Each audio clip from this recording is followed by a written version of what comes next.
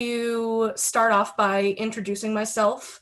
My name is Riley Chaby, and I am going to be doing a webinar today for hopefully the next hour. We'll see if we can fit everything in. But this webinar is going to kind of go over some relaxation techniques, but also some other things to consider in the interesting situation we see ourselves in now with the pandemic and everything that's going on. So I just kind of wanted to start off with that. A couple of other just like quick housekeeping things. So as I was mentioning, you should be able to unmute yourself at any given time. There will be some sections for questions as well as just discussion pieces. So I'd like to hear from you guys when those come up. And as always, if you have any questions or comments or anything like that as we're going through, don't hesitate to kind of interrupt by unmuting yourself and talking, or by typing in the chat function, which I'm not sure what your screen looks like, but if it should be down in the lower corner. But as always, just let me know if you have any other questions. I want to go ahead and share my screen with you so you can see a PowerPoint that I had gotten started with. Let me make sure that I can get it started for you. Okay.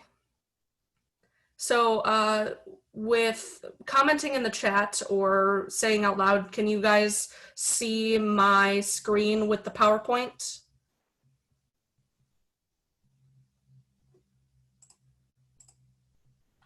Perfect. Okay. So we'll go ahead and kind of get started on what we're going to be looking at today. So as I mentioned, my name is Riley, and I'm a clinical trainee at Counseling and Psychological Services. And I was kind of given the opportunity to do this Relaxation Hour webinar to kind of just get some resources out there for students, faculty, and anybody else who's interested to be able to work on things when we're not necessarily on campus or in school or utilizing these things like we normally would. So that's kind of a big reason as to why I wanted to give this webinar. Also, I'm in kind of a unique position as we're trying to use this webinar to push forward for students so that they're able to kind of continue to get the resources that we would have normally been able to give them while we were on campus. But my unique position is that I'm kind of on both sides of the spectrum, where I'm working at home for CAPS, but I'm also a student and I'm working at home doing my classes online, and it's a unique position for many of us to be in.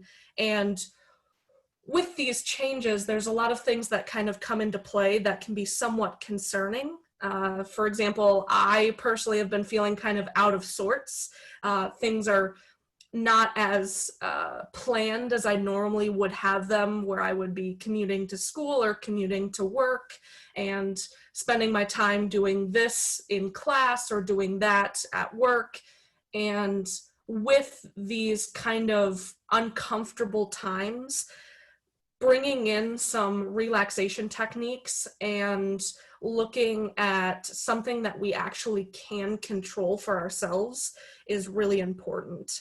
When we're thinking about control, as of right now, there's not a whole lot we can be doing, right? So like, we aren't able to change the way that the federal government is doing these shelter-in-place situations.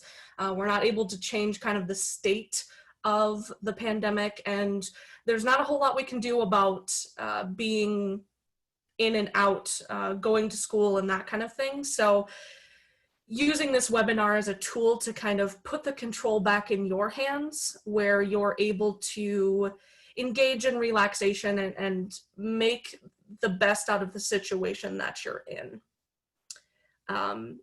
I also know that from working and being at school while at home, a lot of the things that I would normally be doing for relaxation have kind of become my daily routine, like sitting on the couch or watching TV, and I'm doing those more often than I would normally do if I were still going to class in Ypsilanti. And it's been kind of difficult to deal with that because those normal relaxation things that I would do have become less relaxing and more just like, I need something to do to pass the time. And I want to have this webinar act as a tool for you to maybe learn some new things that might be fun to do, but also remind yourself that sometimes it's difficult to do these things, and all that we're kind of looking to do is to try and engage in some things that you normally wouldn't, that allow you to kind of de-stress and make you feel a little bit more comfortable in the situation that you're in. So to kind of get started and work through what we're going to be talking about today, you'll notice on the slides over here that there are kind of three or four sections that we're going to be going through today. The first one is going to be a little bit about education for relaxation and stress, and then a discussion on what relaxation is to you and what types of things you're actually doing to be relaxed right now or in the past. And that's kind of where one section where you'll be able to jump in and kind of talk through that with me. We're also going to be doing a couple therapeutic techniques, relaxation techniques. These are going to be some of the things that I've regularly used as a clinician, and I think they're kind of useful to have in your back pocket if some of the things that you normally choose aren't helping, or if you're noticing that your stress levels are a little too high. And then lastly, I kind of want to make this a little more maybe personal or a little bit more realistic in some way. And I'm going to kind of address some of the things that I like to do and ways in which you can set up a relaxing space for yourself, so that you can kind of make relaxation unique to you.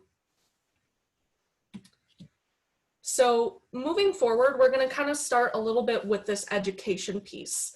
I'm going to go ahead and play a video. Hopefully the sound will work. I think it will, but please let me know if you can't hear it and we'll try to figure it out from there. But what this video, this very short clip, less than a minute, is going to talk a little bit about what good stress and bad stress is, because that's a pretty important distinction as we move forward. Is there good stress? There is good stress. There's something called eustress, which is different than distress, right? So eustress is when you're motivated to do something because of stress, right? You're going on a date, you're excited, you have motivation. That's kind of a positive stress, but that's different than the stress that is chronic stress, right? Chronic stress can lead to all sorts of conditions like heart disease, it can lead to diabetes. This is when the body is in a constant state of stress over long periods of time. And that's when we start to see the physical and psychological effects of it. Never miss a... So just want to make sure, did everybody get a chance to hear that?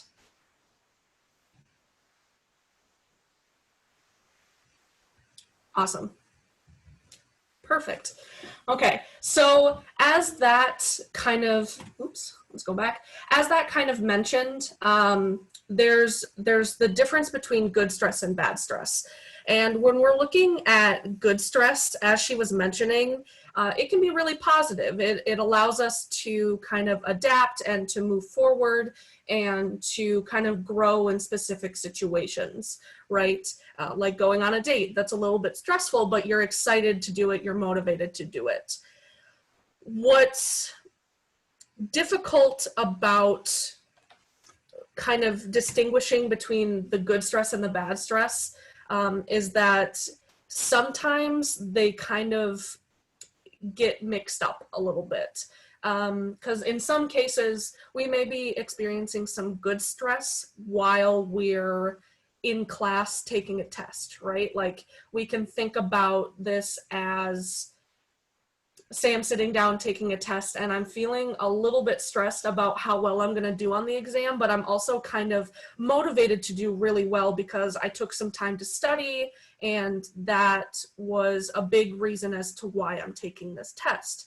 But then other times, some people will spend a lot of time studying, maybe even too much time studying, and we can start to feel kind of the different effects of negative stress or bad stress.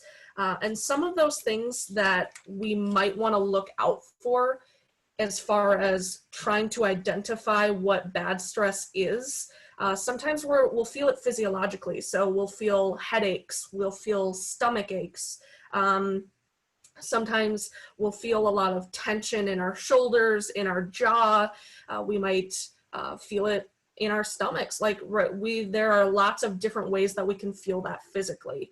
We can also kind of feel it cognitively. So sometimes when I'm feeling really stressed, I have a hard time focusing or feeling motivated to even do the things that I'm trying to do. And that can put us in a difficult situation, because with increased stress and increased symptomology of that stress, we feel like we're incapable or unable to complete the tasks that we really want to do. And ultimately, when the stress levels get really, really high, we're starting to see it affect multiple daily functioning things that we normally do. So sometimes it can be hard to even want to go to class. Sometimes we're noticing that we can't really engage socially with our friends, where it's hard for us to spend time with them because we're stressed about other things that are going on in our lives. And that's kind of why we want to bring these relaxation techniques in, because noticing when the stress gets bad and then being able to bring in some coping skills, specifically relaxation, is super helpful, because not only is it going to help reduce some of these symptoms that we just talked about, but it's also going to provide us with the balance that we want to get back to. That nice balance between being able to function and also being able to have just that little bit of stress underneath everything that we're doing. So I think it's also kind of important to think physiologically what it does for us when we're engaging in relaxation. So some things that ultimately result from being relaxed is we're noticing slower heart rates. So sometimes when we're stressed, we have increased heart rate. We can see the reduced muscle tension.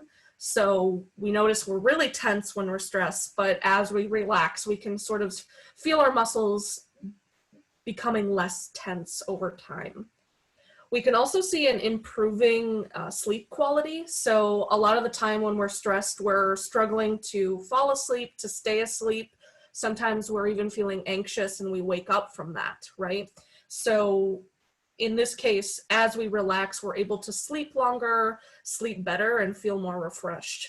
And I think a lot of these things relate back to us as students. Even faculty members, even workers, anybody feels this, right?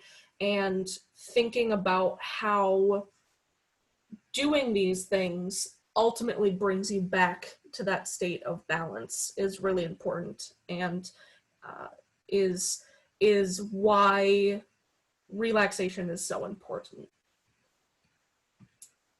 So kind of moving forward, I kind of want to open it up to the group that we have here.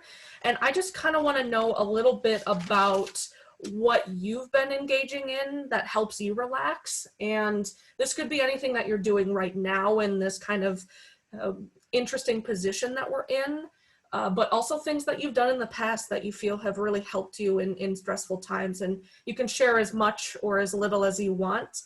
But I'm just kind of curious as to what you guys have been doing.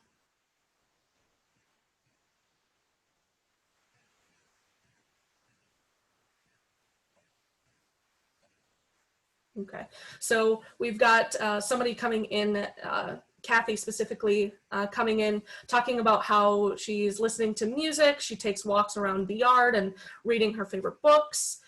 Jimmy has also talked a little bit about relaxation music, some mindfulness, which we'll actually be kind of talking a little bit about today, sitting outside, and of course, spending time with pets. I wish I could grab mine right now, but he is currently sleeping and I don't want to bother him. But I think it's really important that you guys are kind of pointing out some of the different ways in which we engage in relaxation already, because some of these things are just super easy and almost something that we do all the time, right? We're always in a position where we can pull out our headphones and listen to music. We're kind of always in a position where we can walk outside the door and go take a quick walk, and our pets are there so we can spend time with them. And I think that it's important that we recognize how easy it is sometimes to relax, but in some ways we forget that something as simple as sitting down and reading your favorite book could be considered relaxing. And we'll go over a little about what I've been doing over the past few weeks, and just kind of in general, and kind of get some more chances for us to see other ways in which we relax.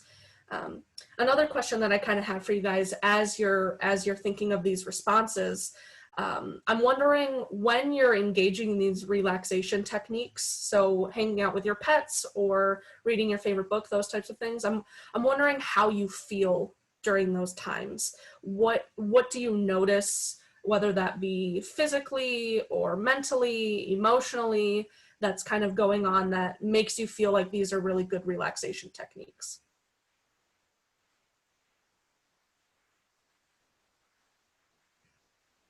And also, you can unmute yourself to talk if you'd like.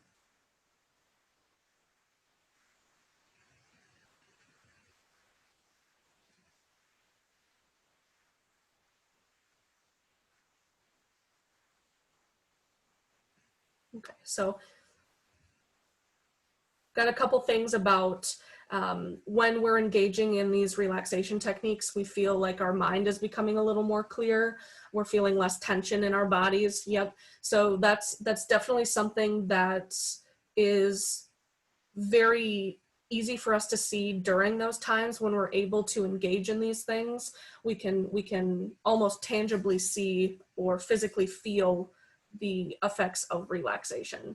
And I think it's important that we point out the idea of our mind being clear, because a lot of the time people may think that relaxation is specifically for not feeling tense anymore or being able to slow our heart rate and those types of things. But a lot of the time it's affecting us cognitively as well, where we are allowing ourselves to focus on something that is not stressful, and thus kind of bringing our thoughts down and allowing ourselves to be able to look at things with a fresher mind and maybe a little more clarity than we had done in the past.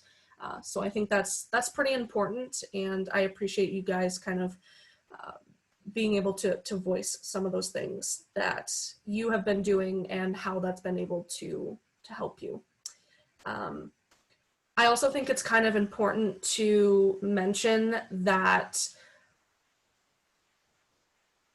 when we engage in relaxation techniques after a period of high stress or distress, as mentioned in the video that we watched earlier, is it kind of gives us a sense of confidence, which I had never really thought of in this way, but I think it's important to bring this out, because when we are able to successfully use techniques to bring our stress levels down, it provides us with this confidence that, oh, I can handle the problems that I'm dealing with.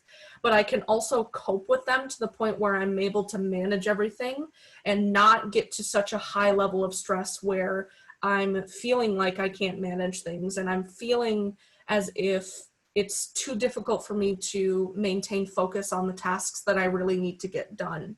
And I think that's a really cool way to look at this because it provides us with longer term benefits than what some people may have originally thought. Like, for example, I haven't really thought about how me learning relaxation techniques and being able to implement those with other people has helped me feel more confident in my own ability to handle my stress and to deal with the things that I've been struggling with. So I think that's something important to keep in mind as we go forward. So moving along, I kind of want to start with a few different techniques that I think are really helpful when we're noticing maybe some of those more physiological symptoms, but can also be used kind of at any point when we're feeling stressed or when we're feeling anxious. And these therapeutic techniques, as I've been kind of mentioning, are some of the ones that I've been using regularly with the clients that I see. But also I've noticed that they help in multiple areas of distress. And I felt like when I use them, they're very helpful. And I thought it would be a good idea for us to kind of start to engage in some of these. So a couple of the ones that we're going to be doing today, my personal favorite is the progressive muscle relaxation. It's a very interesting technique that allows us to differentiate between when our muscles are feeling tense and then feeling our muscles when they're relaxed. So there are kind of a bunch of different ways in which we can engage in this, but I'm going to go ahead and start by going through what I generally do with my clients, and we can kind of talk a little bit about how you felt during it and what was kind of going on as we were going through that. So this can actually be done both sitting down or laying down. I prefer sitting, but that's totally okay if you are not. But what I want you to kind of start off by doing is, if you're sitting, go ahead and sit relaxed with a straight back, but not too much tension in your back, and have your feet flat on the ground. Don't cross them or anything like that. And then just rest your hands on your legs and just allow your body to kind of feel as relaxed as it can be, where you're not feeling too much tension in any specific area of your body. If you're laying down, kind of do the same thing. Just lay down in a relaxed position where you're not feeling too much tension in specific areas of your body. So once you are kind of seated comfortably, what I like to start doing is starting from the bottom and going up. So we'll actually start with our toes. So one thing I like to start with, essentially what this is going to look like before I kind of go into it, that might be helpful, is what you're going to do is for 10 seconds, when I tell you to start, you're going to squeeze your toes as hard as you can. Obviously, we don't want you to like get cramps in your legs or anything like that, but just do it to the best of your ability, and hold that for 10 seconds, squeezing for 10 seconds. After that 10 seconds is up, what you're going to do is you're going to relax, just let go of that tension and sit there for about 10, 15 seconds, and just notice what that differentiation looks like between super tense to completely relaxed. And remember what that feels like as we kind of move up. And then I'll tell you what areas of your body you'll be tensing up next, and we'll continue with that pattern until we kind of reach the top of our body. Okay? So if you want to just get into your relaxed position, and we'll start with our toes. So you can either keep your feet on the ground or kind of stretch your legs out a little bit so that you can feel them. And we're going to go ahead and start squeezing your toes as tight as you possibly can for 10 seconds.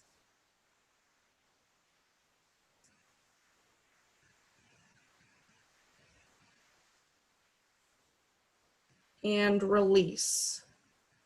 And just let all of the tension release from your body.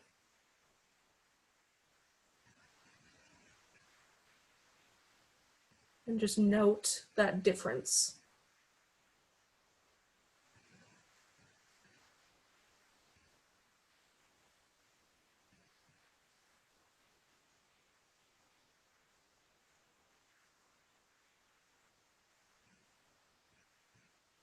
Okay. Moving up, you're going to go ahead, and if you're sitting, I recommend that you lift your legs a little bit off the ground. If you're laying down, I think you'll still be able to do this. Well, next, we're going to kind of tense up our hamstrings and the muscles in our calves. So the way you're going to do that is you're going to start out in your relaxed position again, and you're going to point your toes as far forward as you can. Once again, it can be really easy to get kind of Charlie horses or cramps in your hamstrings when you do this, so be careful, but tighten them up as hard as you possibly can. And we'll go ahead and do that for 10 seconds, starting now.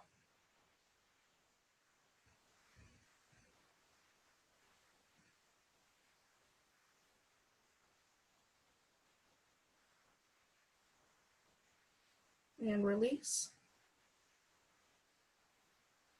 And when you release, let your legs go back down to the floor. As much relaxation, no tenseness at all in your legs.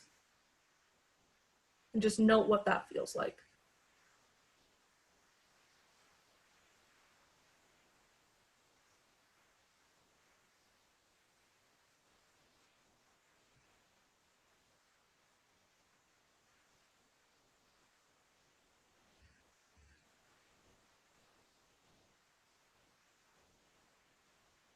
Okay.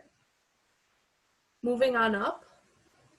The next area we're going to focus on are the thighs. So we can kind of do this a couple different ways.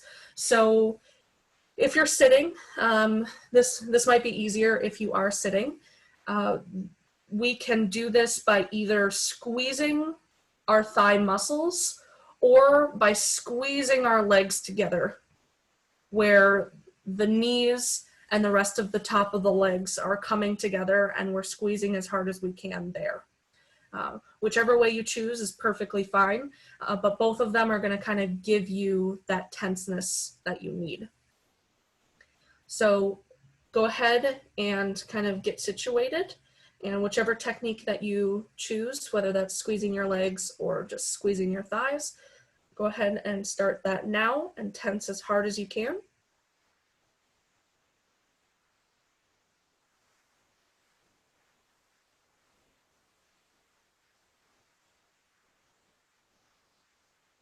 And relax. Just let all of the tension out of your legs.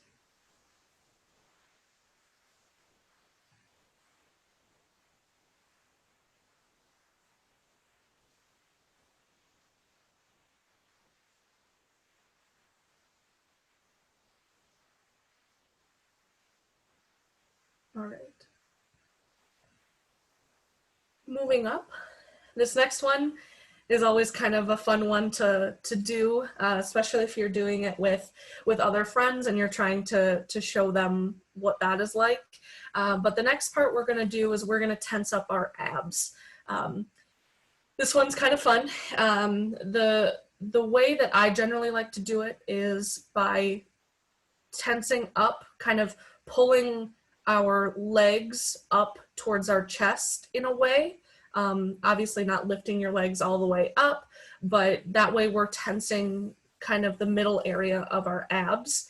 And we'll go ahead and start that shortly. But once again, just trying to tighten up our ab region and holding that for about 10 seconds.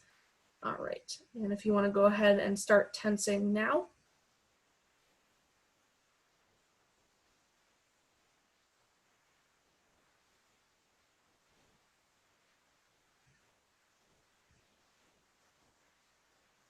And release. That one always feels good because it feels like I did some crunches. But obviously, this is a little more relaxing than crunches most of the time. But yeah, so as we're kind of moving up, the next area that I generally like to do are the hands and the arms. These are probably, at least for me, the easiest to do because sometimes we already feel the tension in our wrists or in our arms when we're particularly stressed. But what you want to do next is, if you're sitting or if you're lying down, go ahead and just let your arms hang by your side, as relaxed and as less tense as possible. And we'll go ahead and start with our hands. So what you're going to want to do is you're going to want to put them in a fist and squeeze the fist as hard as you can. A lot of the time when you're doing this at any point, when you know you're squeezing hard enough, some of your body starts to shake a little bit. Maybe you've been noticing that as we've been going along, but go ahead and tense up those fists, and we'll go for 10 seconds, starting now.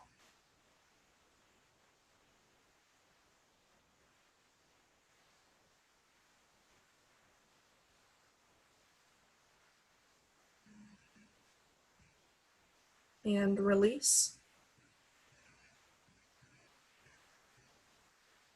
And just let them relax. Little to no tension. Should be there.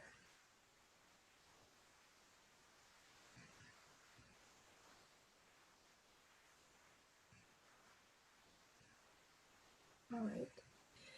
Moving up the arm.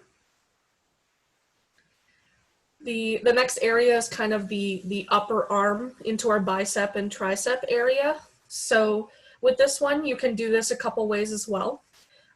If you want, you can keep your arms down at your sides and squeeze your upper arms to feel that tenseness.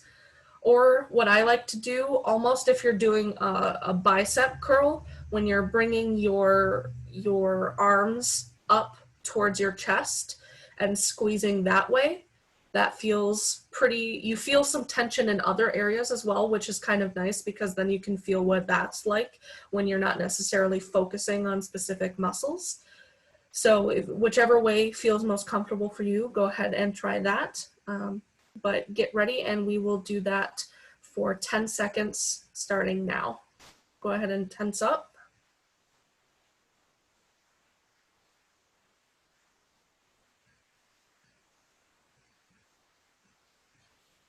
And release.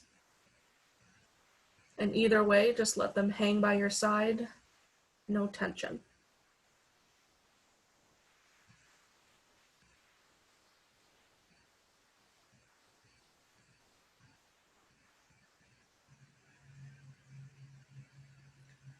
So the upper body is generally where I start to feel the most differentiation between the tense state and the relaxed state. It's different for everybody because we feel our stress in different ways, but I think it's kind of interesting to be able to note those changes as we're moving forward.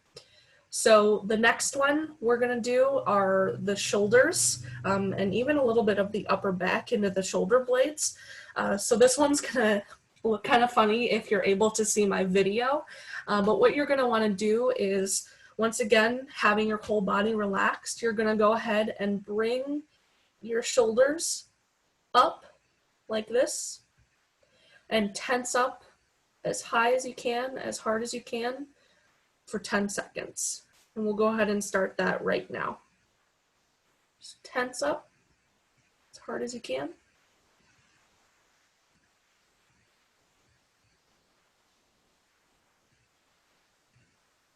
And release.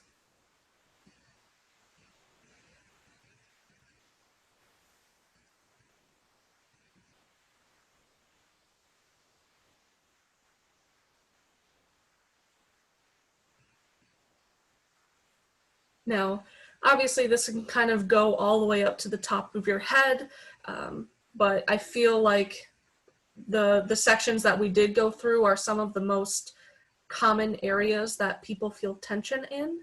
So I'm just kind of curious, for those of you who are able to kind of participate in that, I'm wondering, what kind of things did you notice? What did that feel like? Did you like it? Did you not like it? What are your thoughts on progressive muscle relaxation?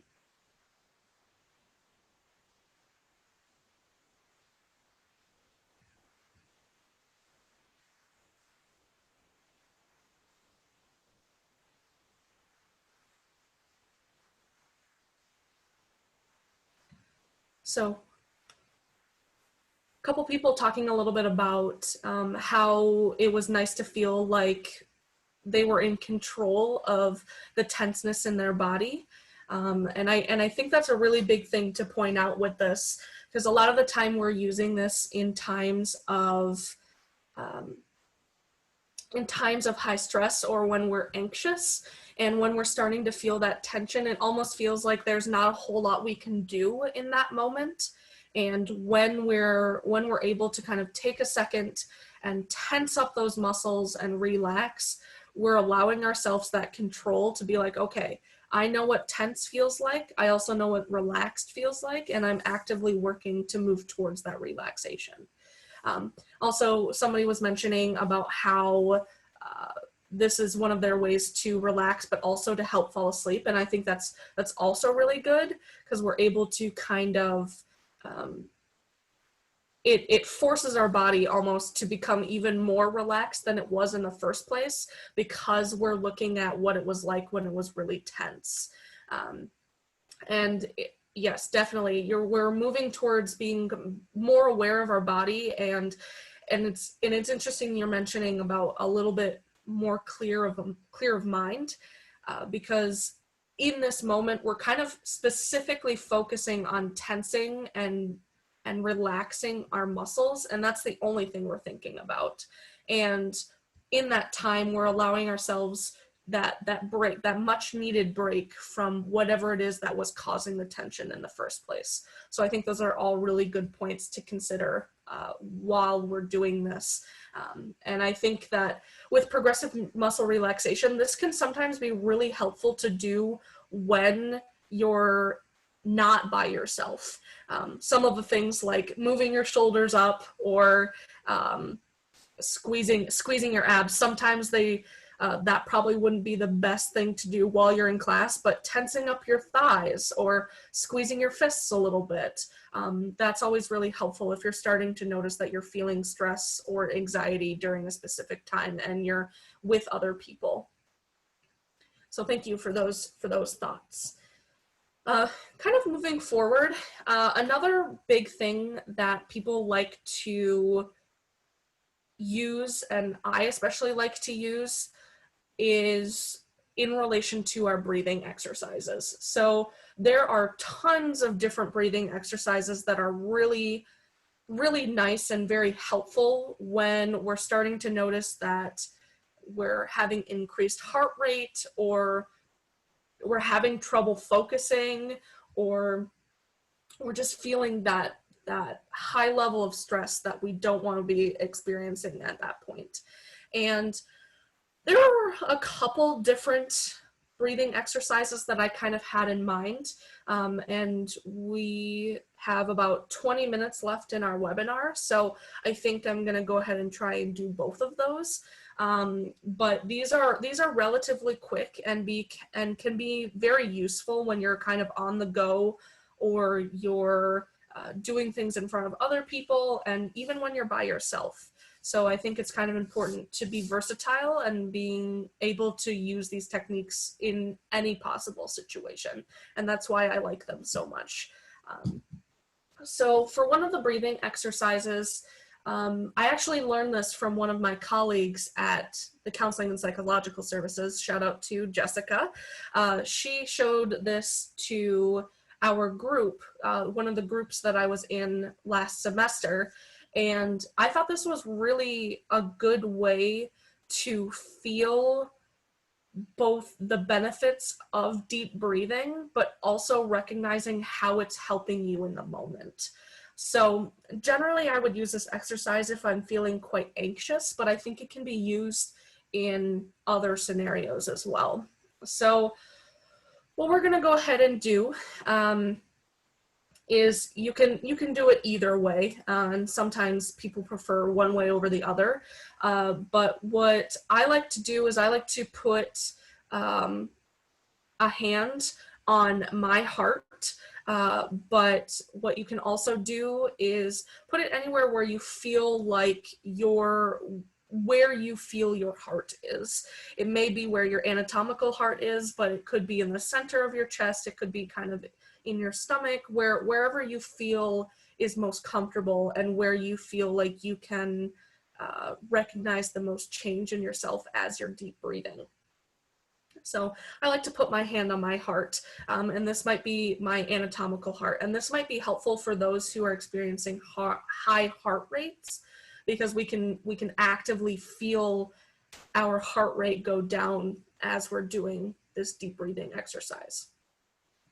So very simple. What you're going to do is you're going to go ahead and take a deep breath in through your nose and exhale through your mouth. But when you're inhaling, what you're going to try and do is challenge yourself to move up for how many counts that you can start with. So a lot of the time when people are feeling quite anxious, they're breathing a lot faster and maybe even more shallow than what we normally are breathing. So they might be like, which they can't hold their breath for very long. So when we're trying to do this exercise, we're trying to allow them to push to hold our breaths in longer. So instead of doing one count in and one count out, they're actively trying to breathe in for 3 counts and out for 3 counts. Being able to bring that control back into their breath so that they're feeling like they can go back to kind of a normal baseline level of breathing. So we'll go ahead and take a couple, maybe a minute or so, and I just want you to, wherever you feel like your heart is, and you don't have to do that if you don't want to, you can also just breathe, but just take some time. And if you notice you're starting at about 3 counts in and 3 counts out, try and push yourself to do 4 counts, and then maybe even 5 counts. And we'll go ahead and do that for about a minute, and then we'll come back. So if you want to go ahead and start that, I'll give you about a minute starting right now.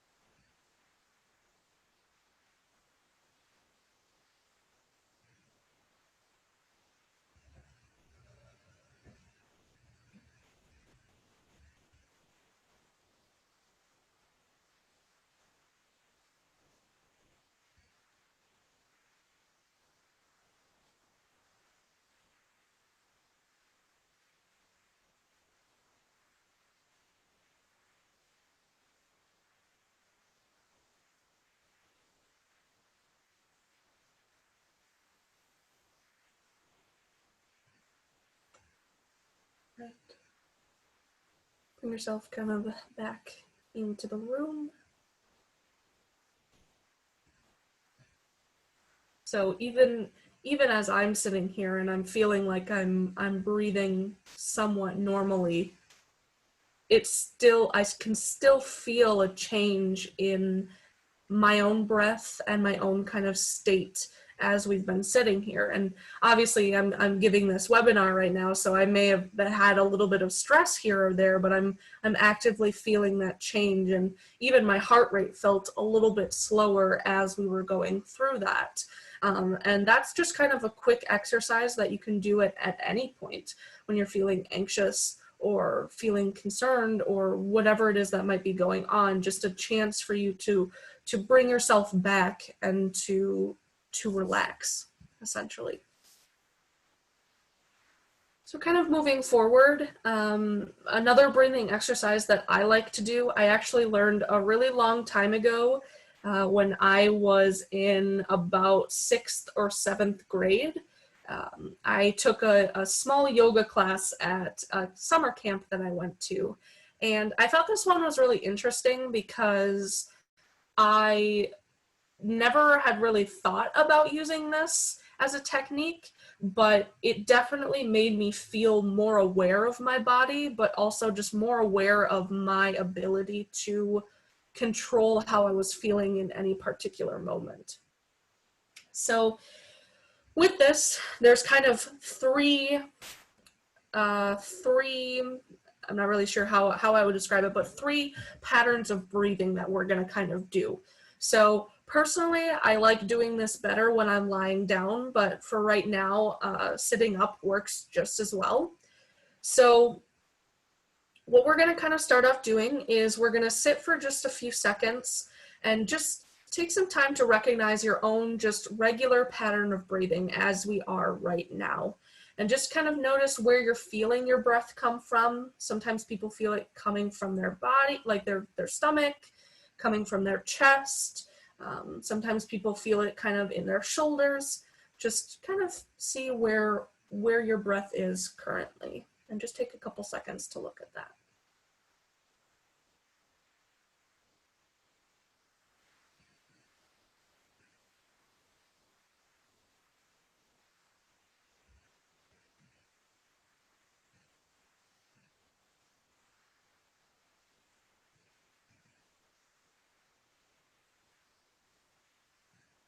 Okay.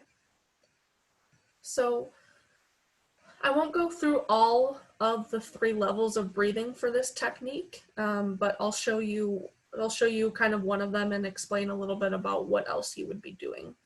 So with this, we're going to experience different feelings from where our breath is coming from. So as I was mentioning, some people feel their breath come from their chest, in the rise and fall of their chest. Sometimes people feel the rise and fall of their stomach, and some people feel the rise and fall of their shoulders. So what we're going to do is we'll start with our shoulders. So it's going to feel kind of exaggerated and almost difficult in some way, but what we're going to do is we're going to breathe like we normally do, kind of take a deep breath in, deep breath out. But when you inhale, you're going to bring your shoulders up, and as you exhale, your shoulders are going to go down. Essentially what you're doing is you're breathing your shoulders up and breathing your shoulders out. And we'll do that for just a couple seconds. Just kind of notice what that feels like. And once we're done with that, we'll kind of move forward into some other types of relaxation exercises.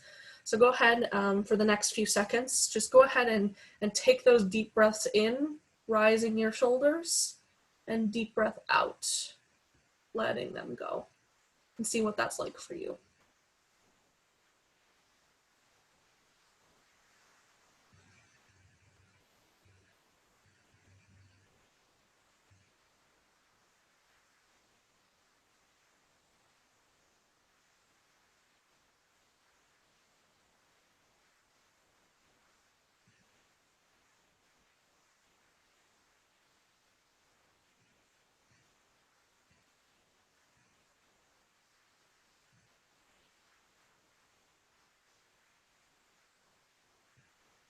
Okay. So with that, the other kind of patterns we would follow is we would do the shoulders, and then we would return back to our normal breath. We would then feel what it's like to breathe with our chest. So exerting our chest out and letting it go back in, and then also doing it with our stomach. So just kind of being aware of where our breath comes from and being aware of our own body as we're feeling the breath flow in and out of our body. And I always thought that was really cool, and it's kind of an area of yoga that was really helpful for me at the time. So those were just a couple exercises that I thought would be nice to kind of go through with you. And kind of moving forward in the last few minutes that we have, the last kind of technique that I use probably the most often is the mindfulness meditation part. The next slide, you'll see two videos. One is a short walk in nature and the other one is a mountain walk.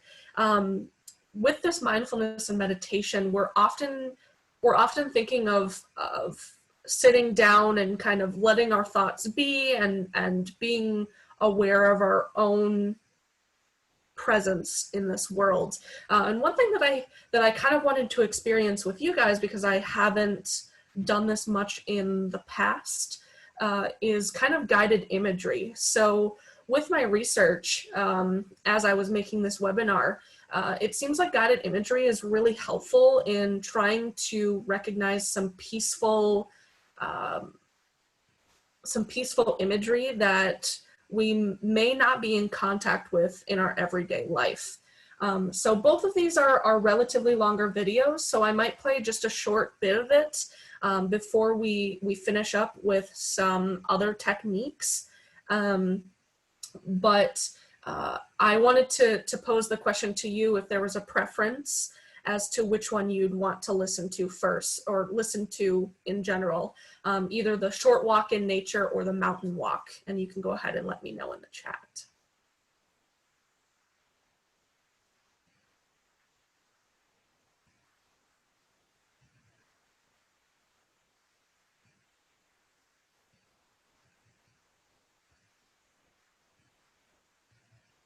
Okay.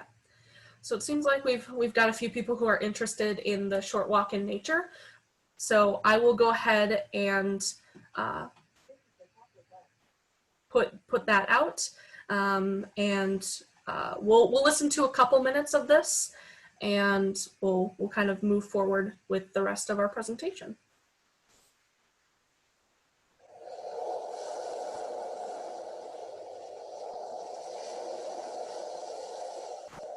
Imagine as clearly as you can that you are walking down a sandy beach.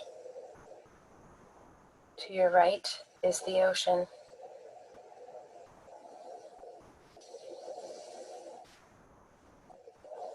Its powerful waves are crashing on the shore. To your left is a steep ocean cliff.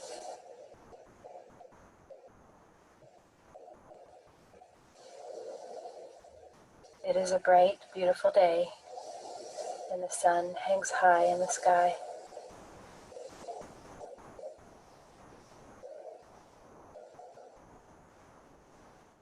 Ahead of you, you notice a forest of old oaks and birch trees. As you get closer, you notice flowers and wild herbs form a blanket of color beneath their gently nodding branches.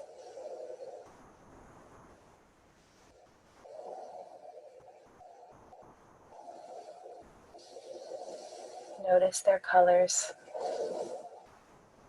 the sounds of the water thundering against the cliffs, the tang of the sea.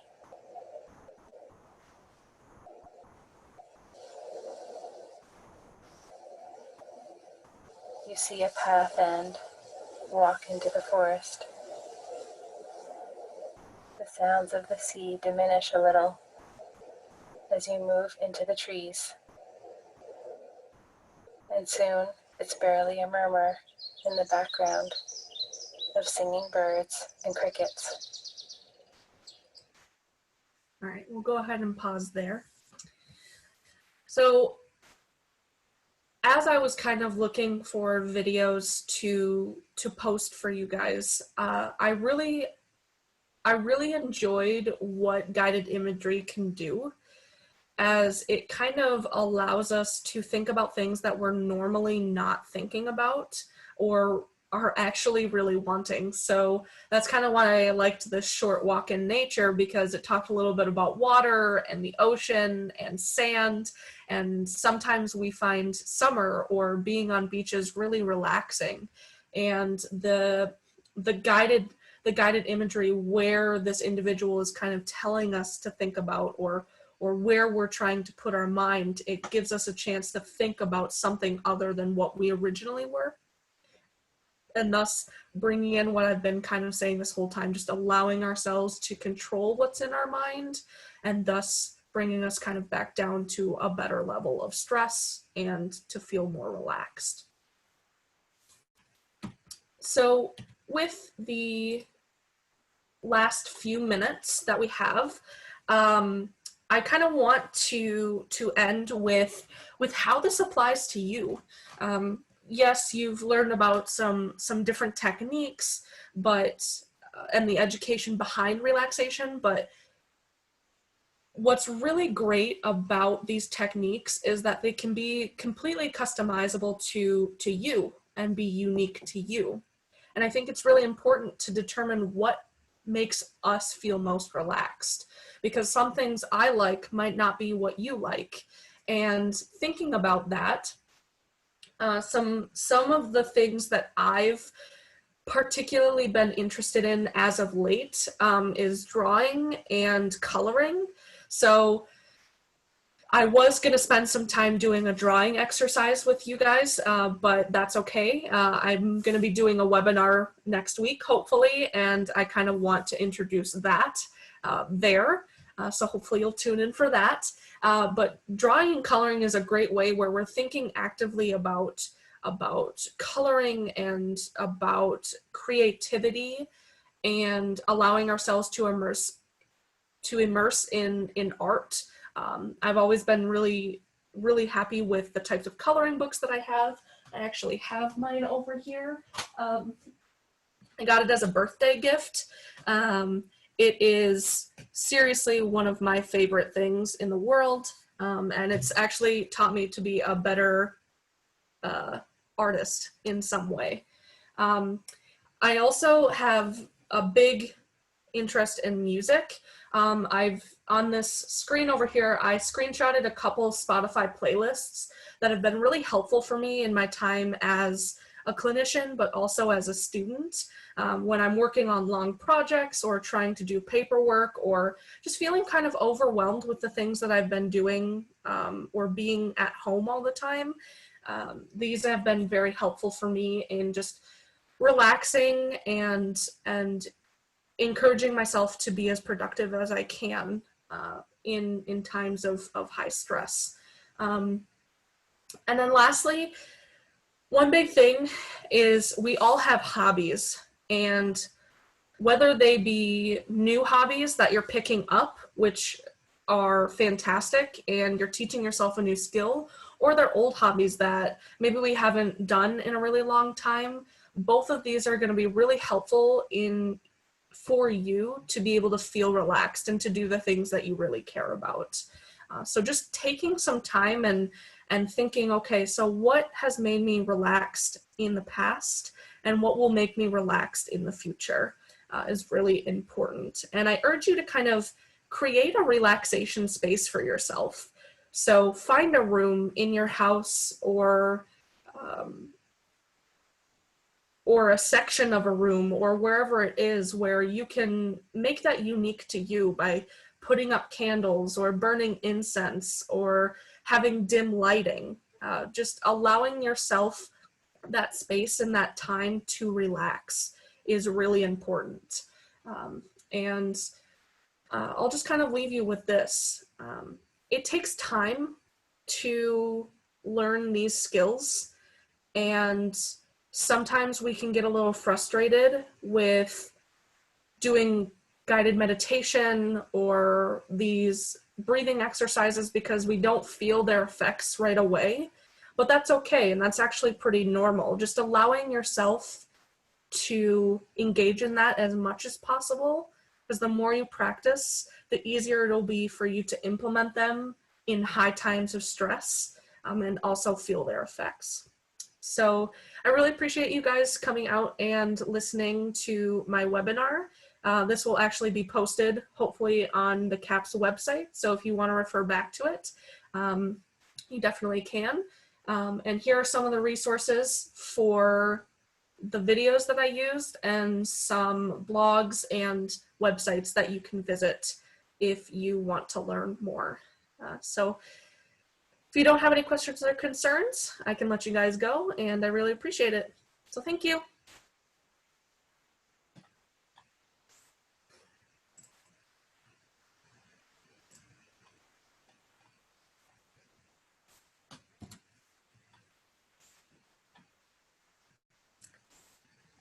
Thank you guys. Have a great day.